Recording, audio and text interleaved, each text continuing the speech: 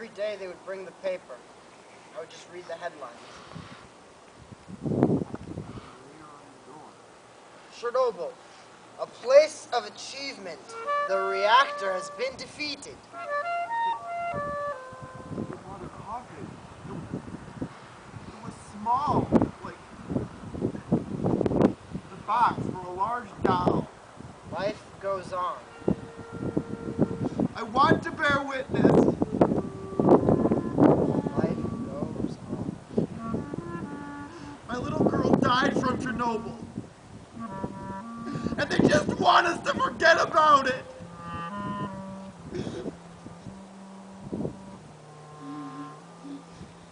While I was there with him, they wouldn't.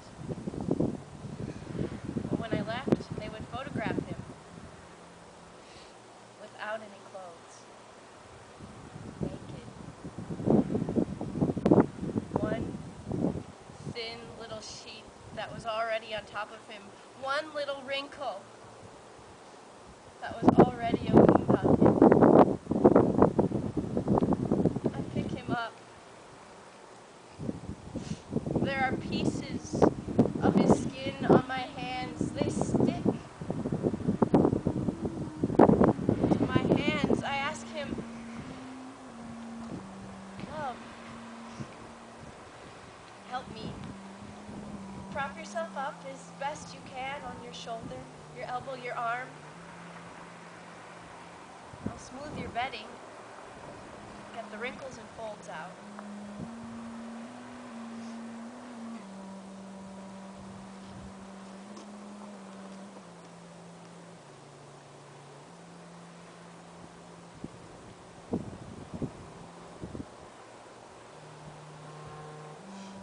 In the house, the stove is on and the lard is frying.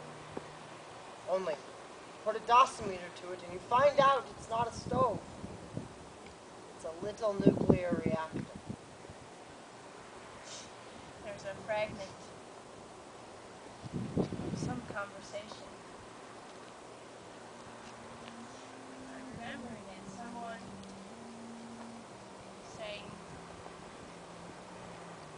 "Listen, you have to understand, this is not your husband anymore, not a beloved person, but a radioactive object with a strong density of poisoning." Boys, the men say, have a seat at the table. Tell us what's going on. Or what do we tell them? What's there to know? You're not suicidal. Get a hold of yourself. And I'm like someone who's lost her mind. But I love him. I love him. He's sleeping, and I'm whispering, "I love you." Carrying his sanitary tray, "I love you." Remember the way we used to live at home. Every night, before we went to bed, we'd share an orange. Then he'd hold my hand. That was a habit of his, to hold my hand while he slept. All night. So in the hospital, I take his hand. I don't let go. I'm a cameraman. I went there with everything we've been taught at war to become a real writer. So I got there. And there's people are digging in their gardens. There's tractors and seed drills in the fields. What do I film? Nothing's blowing up. Our political officer read notices in the paper about our high political consciousness and our meticulous organization. About the fact that just 4 days after this catastrophe, the red flag was already waving high over the fourth reactor. In a month, the radiation had devoured it. So they put up another flag. And in another month, they put up another one.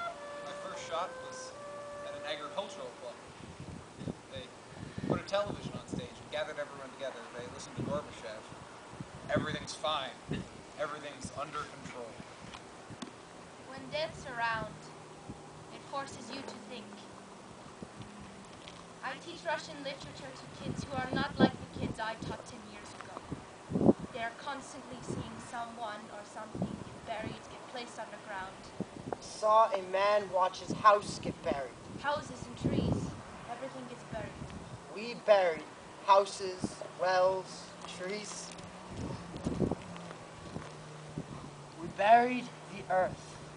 We cut things down and we wrapped them into big plastic sheets. Told you, there's nothing heroic here.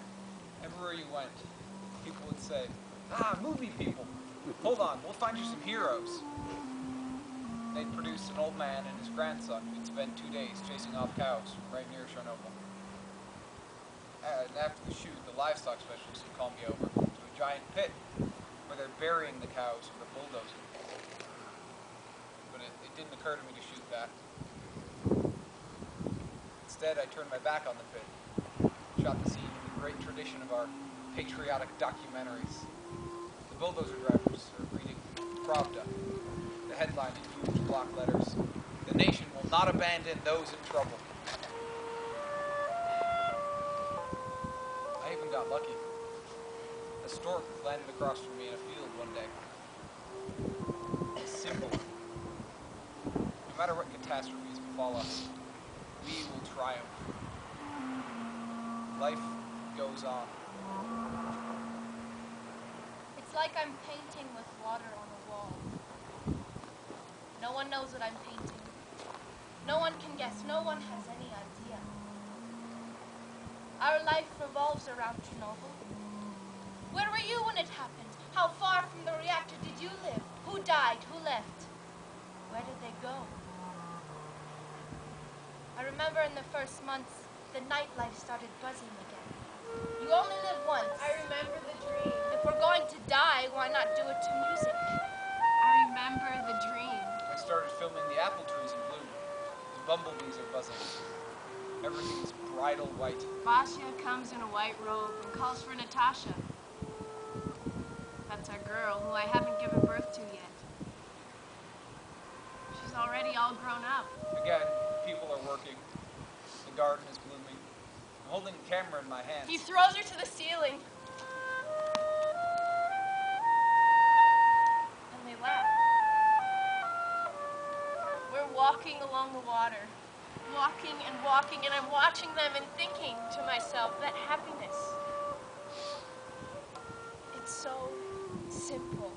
But I don't understand. This isn't right. The exposure is normal. The picture is pretty, but something's not right. And then it hits me. I don't smell anything.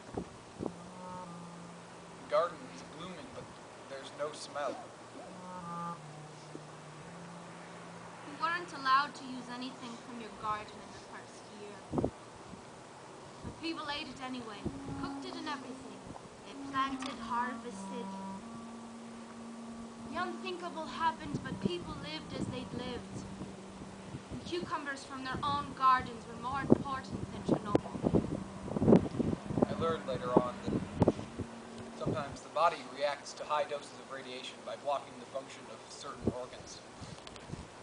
And I thought of my mother, who's 74 and can't smell anymore, and I figured the same thing had happened to me, too. I asked the others, there were 3 of us, what do the apple trees smell like? They don't smell like anything. Something was happening to us. The lilacs don't smell. Lilacs. And then I got the sense that everything around me was fake.